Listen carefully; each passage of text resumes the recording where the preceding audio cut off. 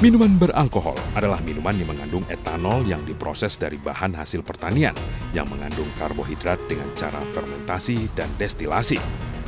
Namun, para produsen miras oplosan seringkali memilih menggunakan zat kimia metanol sebagai bahan dasar pembuat miras oplosan. Etanol dan metanol secara fisik memang sulit dibedakan. Sama-sama berbentuk cairan jernih tidak berwarna, mudah larut dengan air, berbau alkohol, dan mudah terbakar. Metanol memiliki bau dan rasa seperti etanol, sehingga sering disalahgunakan sebagai pengganti etanol dalam memproduksi minuman keras oplosan. Harganya yang relatif lebih murah dan ketidakpahaman akan bahaya yang ditimbulkan membuat banyak orang beranggapan bahwa sifat dan fungsi metanol sama dengan etanol. Metanol adalah metil alkohol dengan rumus kimia CH30H. Merupakan jenis alkohol yang mempunyai struktur paling sederhana, tetapi paling toksik pada manusia, sehingga tidak aman dikonsumsi manusia. Metanol bersifat mudah menguap dan mudah terbakar. Metanol biasanya digunakan sebagai bahan pembuat obat nyamuk cair, bahan industri seperti pelarut, cairan mesin fotokopi, penghapus cat, dan pembuat formalin. Karena si metanol ini dia sangat merusak mulai dari bukan hanya sekedar pencernaan. Yang paling cepat itu justru saraf otak dulu.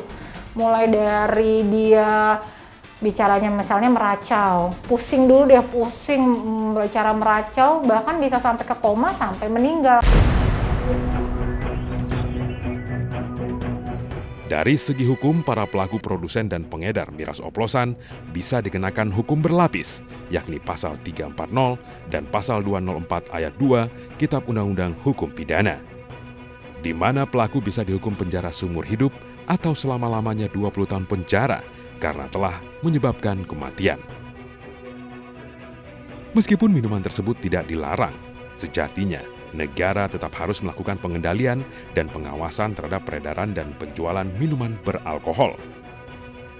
Penjualan minuman beralkohol di Indonesia telah diatur dalam Peraturan Menteri Perdagangan Nomor 20 Tahun 2014, di mana para penjual minuman beralkohol golongan A hanya dapat diberikan miras tersebut kepada konsumen yang telah berusia 21 tahun atau lebih dengan menunjukkan kartu identitas kepada petugas atau pramuniaga.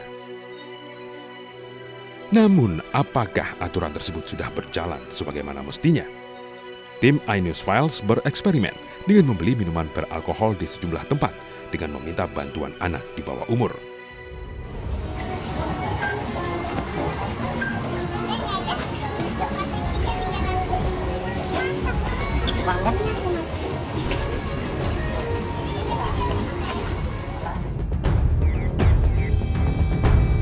Pada supermarket pertama, kami berhasil membeli tanpa adanya pertanyaan apapun. Kami melanjutkan ke supermarket kedua.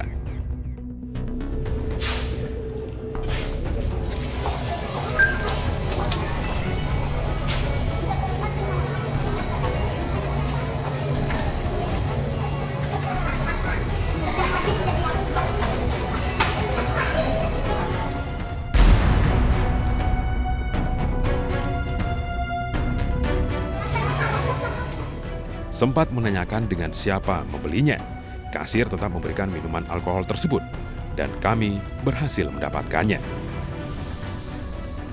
Terakhir, kami membeli minuman alkohol di toko kelontong. Tanpa adanya pertanyaan, penjual tetap melayani, dan kami pun mendapatkan minuman tersebut dengan mudah. Hasil eksperimen tim iNews Files membuktikan bahwa minuman beralkohol masih dijual bebas, termasuk pada anak di bawah umur.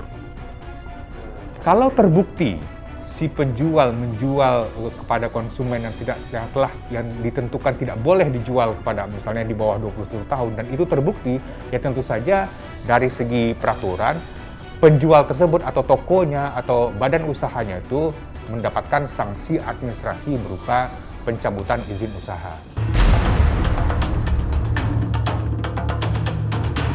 Peredaran minuman beralkohol selalu menuai pandangan pro dan kontra di tengah kehidupan masyarakat. Di satu sisi, minuman beralkohol memiliki citra yang sangat negatif. Ada yang menyebutkan bahwa minuman beralkohol adalah sumber penyakit dan sumber utama penyebab terjadinya tindak kriminal. Siapapun yang berada tidak dalam kesadaran penuh, maka yang terjadi adalah mereka tidak bisa menjalankan fungsinya. Satu, misalnya kalau mereka berkendara, maka bisa tabrakan karena tidak lagi awas. Kedua, mereka tidak lagi menjadi diri mereka. Artinya kalau yang tadinya sebenarnya baik, tenang dan sebagainya, itu bisa menjadi sangat agresif, menjadi sangat sensitif, sehingga kemudian itu bisa dengan mudah memicu pertengkaran atau tawuran dan sebagainya. Lebih dengan mudah mereka kemudian didorong untuk melakukan hal-hal yang tidak bisa dibayangkan sebelumnya. Misalnya melakukan aksi perampokan, aksi begal atau kejahatan-kejahatan lainnya. Karena mereka tidak lagi berada dalam kesadaran yang penuh. Peningkatan angka kriminalitas yang terjadi di dalam masyarakat yang di mana tidak sedikit pelakunya berada di bawah pengaruh minuman keras. Untuk mengatasi persoalan tersebut, diperlukan kerjasama semua pihak, tidak hanya polisi, namun juga masyarakat di lingkungan terdekat. Tanpa kepedulian terhadap mereka, sama halnya dengan membiarkan kehancuran moral masyarakat. Ya, pertama jelas kuncinya ada di dalam rumah. Karena anak-anak itu, apalagi sekarang di masa pandemi, bisa keluar rumah tanpa pengawasan di waktu-waktu yang semestinya mereka ada di dalam rumah. Tentu saja ini adalah tanggung jawab keluarga, tanggung jawab orang dewasa yang ada di lingkungan rumah. Yang kedua adalah tanggung jawab di lingkungan sekitar. Artinya, ketika kita melihat ada anak-anak nongkrong dan sebagainya, walaupun itu bukan anak kita, sudah semestinya kita bisa melaporkan kepada pimpinan terkecil, yaitu RT atau RW. Siapa anak-anak ini? Bukan untuk kemudian dihukum, tapi dibantu untuk dikembalikan ke rumahnya. Dibubarkan agar kemudian hal-hal yang tidak kita inginkan itu bisa dihindari. Yang ketiga tentu saja para pengusaha, yang artinya sebaiknya bisa memahami bahwa kalau ada anak-anak kecil gitu ya membutuhkan barang-barang kimia misalnya, sudah semestinya kita tidak meladeni. Kematian akibat miras oplosan tidak bisa hanya dilihat sebagai angka. Jangan sampai tujuan untuk membuat tenang malah berujung jadi terkapar dan nyawa melayang. Jadi jangan bilang Anda tidak tahu akan permasalahan ini, karena kami sudah memberitahukannya.